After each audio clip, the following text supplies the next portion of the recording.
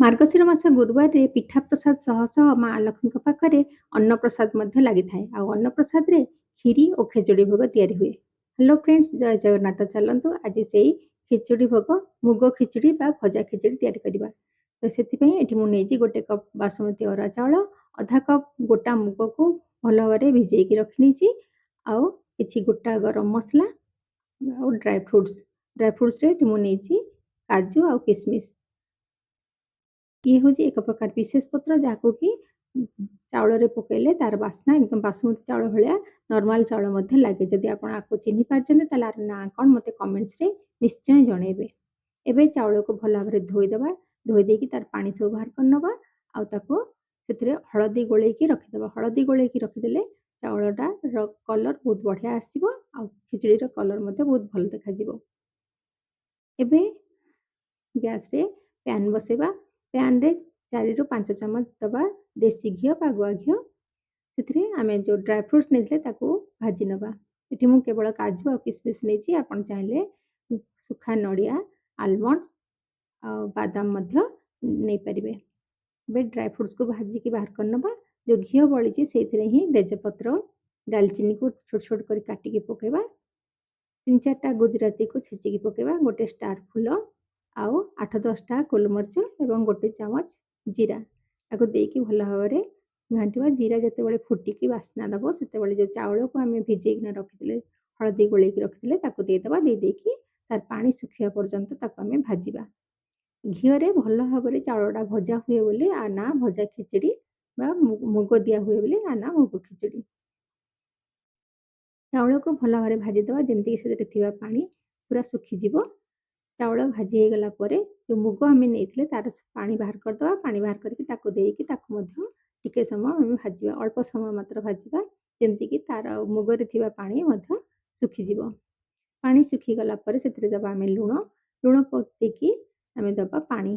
ପାଣିକୁ ଅଲଗା ଗୋଟେ ଜାଗାରେ ଭଲ ଭାବରେ ଫୁଟେଇ ନେବେ। ପୁରା ଫୁଟିଗଲା ପରେ ପାଣି ତାକୁ ଆମେ ଯେଉଁ ଖିଚୁଡ଼ିରେ ଦେବା। କେବେ ହେଲେ ଥଣ୍ଡା ପାଣି କାନିକାରେ ଦେବେ ନାହିଁ। ଗୋଟେ କପ୍ ଅରୁଆ ଚାଉଳ ପାଇଁ ଏଠି 3 କପ୍ ପାଣି ମୁଁ ନେଇଛି। ଯଦି ଆପଣଙ୍କର ଚାଉଳ ଟିକେ ପୁରୁଣା ଅଛି ତାହେଲେ ଆଉ ଅଧା କପ୍ ପାଣି ଅଧିକ ଲାଗିବ। ଯଦି ଟିକେ ନୂଆ ଚାଉଳ ତାହେଲେ ପାଣି ଟିକେ କମ୍ ଲାଗିବ।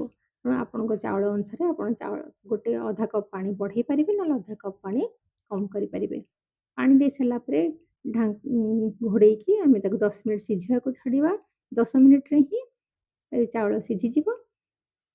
70 ଭାଗ ଚାଉଳ, ଯେମିତି 3 ଭାଗ ଚାଉଳ ସିଝିଯିବ ସେଥିରେ ଆମେ ଦେଖିବା ଢାଙ୍କଣ ଖୋଲିକି। ଯଦି ଚାଉଳ ଭଲ ଭାବରେ ସିଝି ଯାଇଛି ତାହେଲେ ଜାଣିବା ପାଣି ଆମର ପୁରା ପରଫେକ୍ଟ ଅଛି।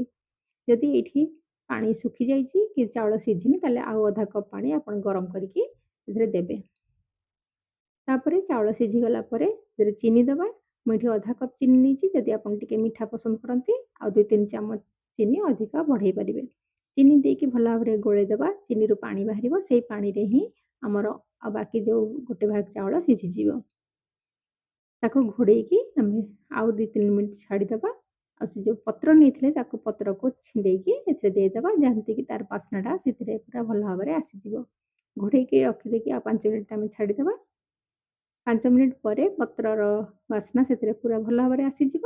ତାପରେ ଆମେ ପତ୍ରକୁ ଆଉ ତେଜପତ୍ରକୁ ଆମେ ବାହାର କରିନେବା। ତ ଫ୍ରେଣ୍ଡସ୍, ଯଦି ଆପଣ ଭିଡ଼ିଓ ଦେଖୁଛନ୍ତି ତାକୁ ଭଲ ଲାଗୁଛି ତାହେଲେ ଲାଇକ୍ କରିବେ, ସେୟାର କରିବେ। ଆଉ ଯଦି ଫାର୍ଷ୍ଟ ଟାଇମ୍ ଦେଖୁଛନ୍ତି ତାହେଲେ ଚ୍ୟାନେଲକୁ ସବସ୍କ୍ରାଇବ୍ କରିନେବେ। ଫେସବୁକ୍ ପେଜରେ ଦେଖୁଥିଲେ ଫଲୋ କରିନେବେ। ଏବେ ଆମର ଚାଉଳ ଭଲ ଭାବରେ ସିଝିଗଲା। ଏ ପତ୍ରର ଆଉ କିଛି କାମ ନାହିଁ। ପତ୍ରର ବାସ୍ନା ମଧ୍ୟ ଏଥିରକୁ ଆସିଲାଣି। ତାକୁ ବାହାର କରିନେବା। ଯେଉଁ ଡ୍ରାଏ ଫ୍ରୁଟ୍ସକୁ ଆମେ ଭାଜିକି ରଖିଥିଲେ ତାକୁ ଏଥିରେ ଦେଇଦେବା। ଯଦି କେଶର ଅଛି ତାହେଲେ କେଶରକୁ ଭଲ ଭାବରେ ତିନ୍ତେଇକି ଗୋଟେ ଚାମଚ ପାଣିରେ ସେଥିରେ ଦେଇଦେବେ। ନହେଲେ ରୋଜ୍ ୱାଟର୍ ଗୋଟେ ଚାମଚ ଦେଇଦେଲେ ଆମର ଭଜା ଖିଚୁଡ଼ି ବାସ୍ନା ଆହୁରି ବହୁତ ଭଲ ଆସିବ। ଏବେ ଆମର ଖିଚୁଡ଼ି ତିଆରି ହେଇଗଲା। ଆପଣ ତାକୁ ଡାଲମା ସାଙ୍ଗରେ ମାଙ୍କ ପାଖରେ ପ୍ରସାଦ ଚଢ଼େଇ ପାରିବେ, ନିଜେ ଖାଇବେ ଆଉ ପରିବାର ସମସ୍ତଙ୍କୁ ଦିଅନ୍ତୁ। ଭିଡ଼ିଓ କେମିତି ଲାଗିଲା ମୋତେ କମେଣ୍ଟସ୍ କରିକି ଜଣେଇବେ। Next video